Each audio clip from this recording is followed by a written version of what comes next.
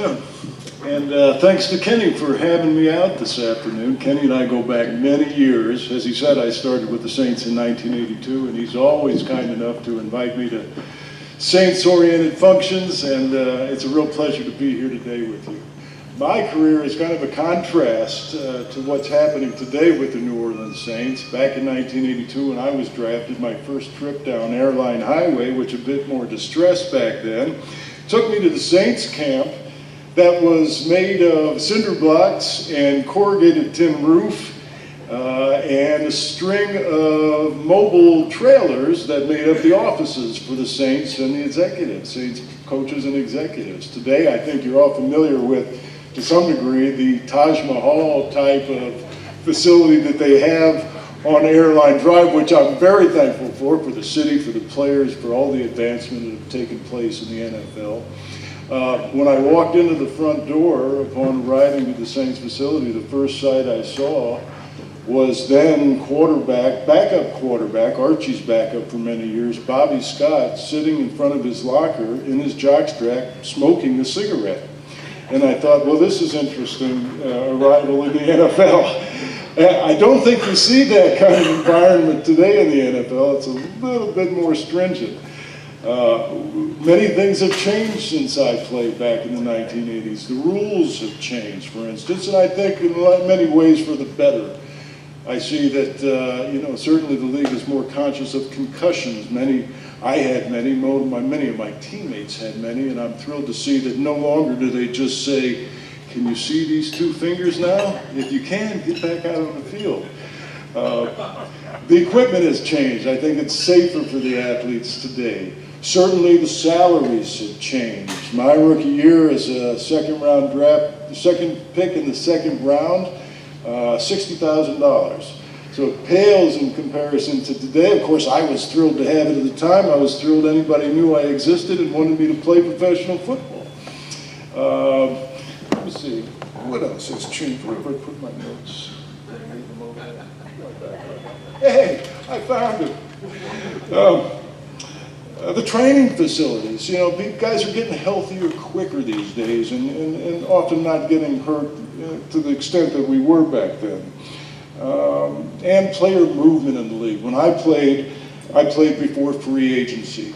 So if you were drafted by a team in that era, you did not have the option to play with another club unless the team you were playing with wanted to get rid of you.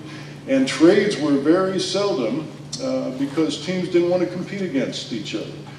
I spoke with Jim Finks many years, Jim Finks being the general manager of the Saints during the 1980s, after Tom Benson took over the team. And he said to me, we don't want free agency because we think it'll ruin the parity in the league, the ability for teams to compete against one another. Well, I find it interesting because, in fact, although I have a great deal of respect for Jim Finks, thought he was a great general manager and a good person. In fact, it has changed, I think it has changed the league and offered more parity to the league, as these days you can turn around a team very quickly if you have the right management and the right personnel and the right salary cap. So many things have changed since I played. Again, I was 265 coming into the league.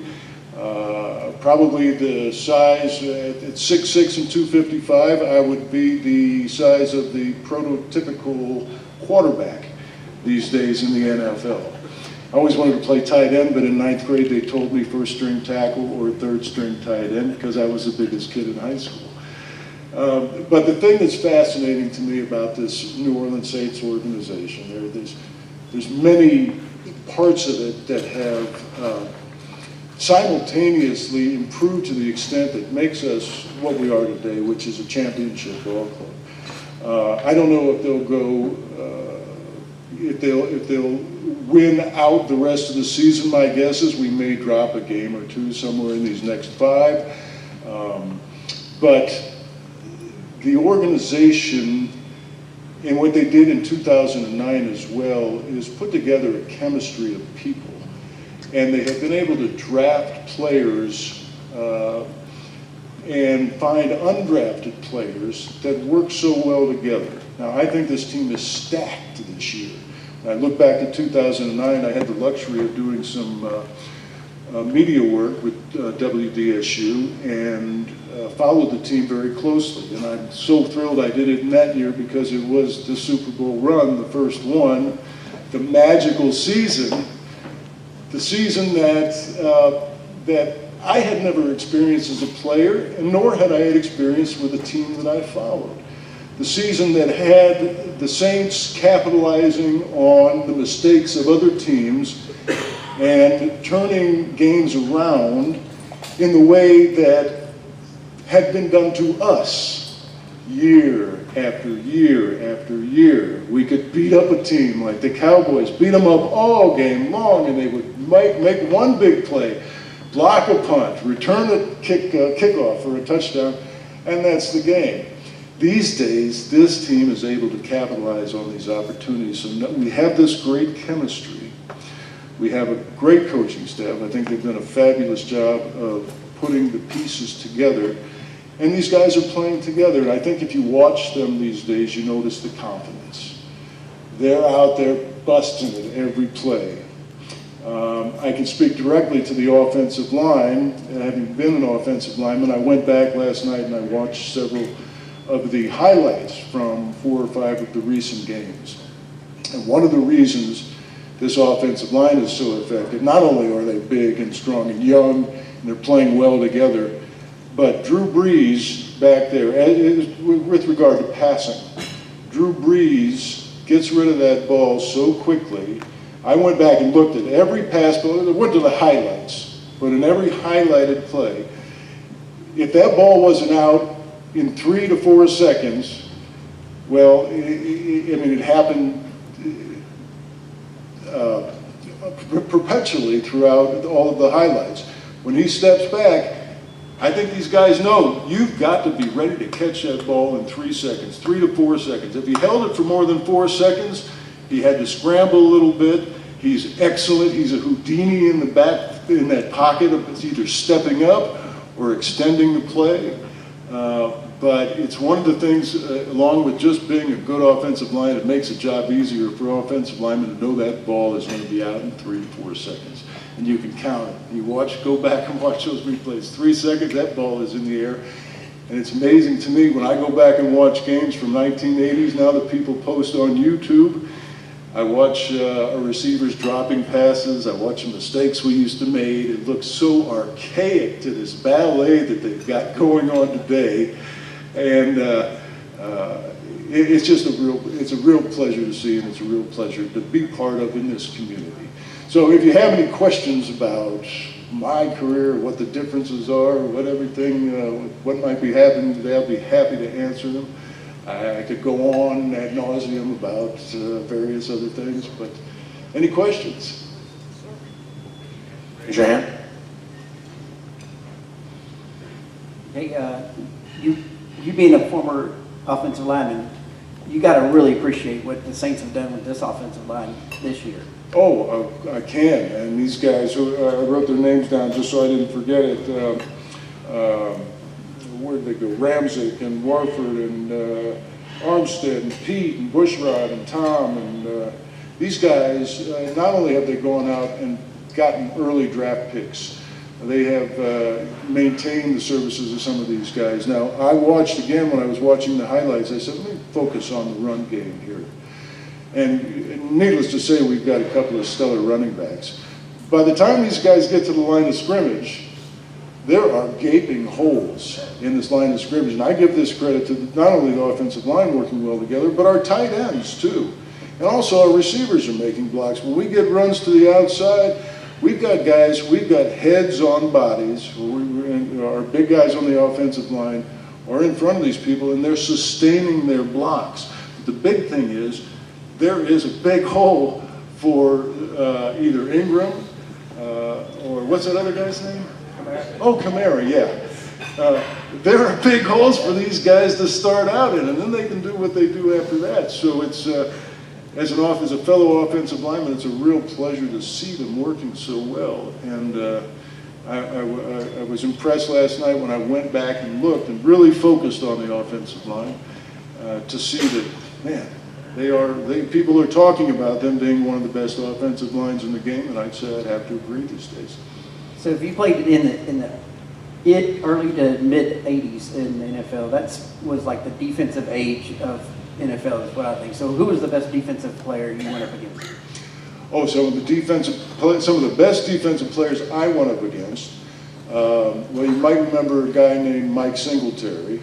In fact, now those of you who weren't born when I was playing won't, but Mike Singletary was a linebacker for the Chicago Bears, and we used to run a couple of the regular plays up the middle. And this is I think my second year in the league, 1983. And I'm staring down Mike Singletary, who's the middle linebacker. I've got to block him on this play right up the middle. I said, you know what? I'm just going to take off, and I am going to bust him in the mouth. I got down in my stance, snapped the ball. I shot out like I was running a 100-yard dash, loaded into him like this, and it was like hitting a brick wall. I mean, I literally gave it everything I had and just went, boom. And he sat and went, boom. And we did nothing. I did not move him an inch. I will never forget that one little block. There's several others I won't forget, but I did this guy. I thought I was going to teach him a lesson. No, not that day. So I had to devise another one. I said, okay, I'm going to have to adjust a little bit to make this guy move. He was one of them, certainly. There were guys from Minnesota. Oh gosh, I can remember his name no well. Dolman's one of them, but Keith Millard. The guys that I had the toughest time playing against were guys that were extraordinarily quick and very strong, but the quicker they were made it more difficult to get a handle on them, to get into that sweet spot under their shoulder pads. When the shoulder pads come down on a player, I think it's the same today, there's a chest plate that comes down just like this. And then there's the pads on the shoulders. Well, as an offensive lineman, there's a little space right here on each side of the chest plates to get these hands in there.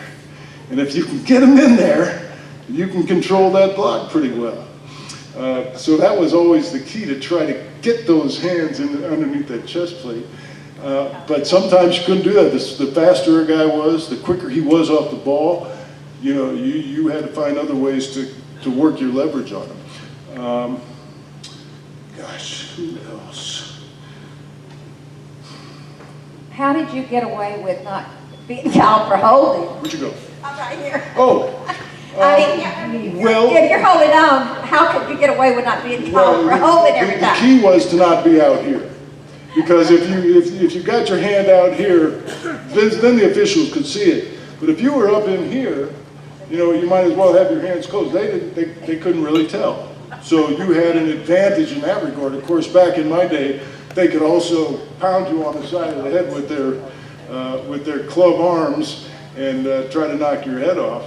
But that was one way of us getting leverage. So if you could keep them inside the framework of the body, you could usually get away with it. And I don't think it was cheating. I think it was As long as you didn't get caught. part of the business, right?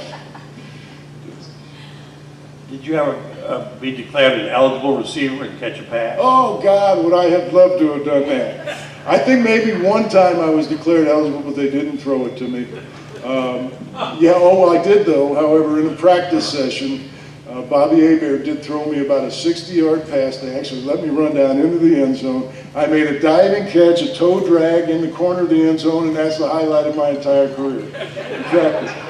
And nobody saw it. No, but I enjoyed that. No, I didn't get to, because as I mentioned, I always wanted to be a tight end. And I think my size would have been actually perfect for a tight end, but I did ask Jim Finks. Of course, we had John Tice and Hobie Brenner were our tight ends at that day, and they were two fine tight ends and great blocking tight ends. And Jim Finks said, your shoestrings are tight, Edelman. You're going to play offensive guard, and we're not moving you to tight end. I don't know if I would have been a good one or not, but I certainly wanted to do it. The question was the difference between Bun Phillips, my first coach in the NFL, and the coach that drafted me, and Jim Mora. And Jim Mora, maybe more of you are familiar with. Bum Phillips was what we players call a player's coach. He made working with the Saints like a family. And he was also a very charismatic and funny guy. In fact, my rookie year in the NFL, we had, the year before, drafted a player named George Rogers, who was a first-string running back from first draft pick from South Carolina. South Carolina. Well, George came to training camp in 1984, a little out of shape, and we used to run a 1.5 mile run in the first week of training camp to see how our conditioning was, and they would time you, and they'd make sure that you weren't sloughing off during the off season. So when it came time to make that run, George Rogers, the first round draft choice from the year before, couldn't finish the run, wasn't in good enough shape to finish it. And so the press surrounded Bum at the end of practice and said, Bum, what are you going to do? Your key player is not adequately in shape this year. And what Bum said, well, fellas, when we get to 4th down and 1.5 miles, we won't use him. And that was sort of Bum's style. Jim Mora was much more pragmatic, was much more militant in his, and I don't mean that, I mean, he was a military man. And he liked to have his thumb on things, and much more hard driving in many ways. Now, Jim Mora turned the Saints organization around. Jim Mora and Jim Finks made us a winning ball club. I think he got the best, maybe not the best out of what we had, but we certainly didn't make as many mistakes under Jim Mora. Very different styles. So Bum was a more down-home style, took care of his players very well. Bum was also at the end of his career, and he was bringing guys in, guys that had helped him out over the years with Houston and other teams that he had coached for. And Jim was a new coach who had just come in from the USFL, was a winning coach there, and came into the New Orleans Saints, and with a very different style, turned the organization around. Lastly, I want to ask one more, and I'll let Mr. Macaluso do so. Dome Patrol, how good were they? Oh. And how were they to work against every day? The Dome Patrol. Well, the Dome Patrol, for those of you who don't know, was the nickname for our defense back in the 80s, which included the likes of Ricky Jackson and Vaughn Johnson and Pat Swilling and Sam Mills. And these guys were exceptional. I would say they rival the defense of today, probably even. Kenny, would you say they're better? They were, yeah. And it was a thrill to play with them. They kept us in many games. Them and Morton Anderson.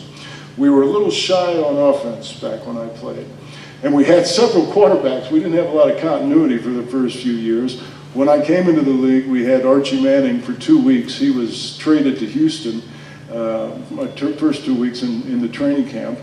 And then David Wilson was going to take over, and Dave got hurt. Kenny Stabler came in. Kenny Stabler played with his very end of his career, played with us for a couple of years. It was great to play for him. I never figured I'd end up blocking for Kenny Stabler because I watched him play as I was growing up. After Kenny Stabler, Richard Todd made an appearance here from the New York Jets. And I don't know if any of you will remember Guido Merkins. He was our Taysom Hill of the 1980s. Yeah, and then, of course, John Fourcade, but then Bobby Hebert. So I played with a lot of different quarterbacks. And we'll try to get back to your question. What was your question? And did I answer it? Oh, the Dome Patrol, yeah. So the Dome Patrol was fabulous to play with, and like I said, kept us in a lot of games. How about the Missouri Tigers? How about those Missouri Tigers? Well, you know what? I lost a lot of beer on the Missouri Tigers after joining the Saints because I would bet my teammates from Oklahoma and Nebraska and all the other teams that were in the Big Eight that played Missouri that that used to dominate us back in that day. Now, I'm impressed with the fact that when the Missouri joined the SEC several years ago, they seemed to have their act together, and they had a very good coach at the time. And they actually competed very well and won. I think they won the division, their division in the SEC the first couple of years, or one of the first couple of years there in the division. Now, a little more questionable. I know there's some dissension about the head coach, but they had a good run at the end of the season. I enjoyed playing there. I think it was a great program. And I'm glad they're in the SEC now, although it's a tougher challenge for them. But I'd like to see them be more competitive in that league. And they've got a good quarterback in Drew Lock, who seems to have pretty good potential. Thank you.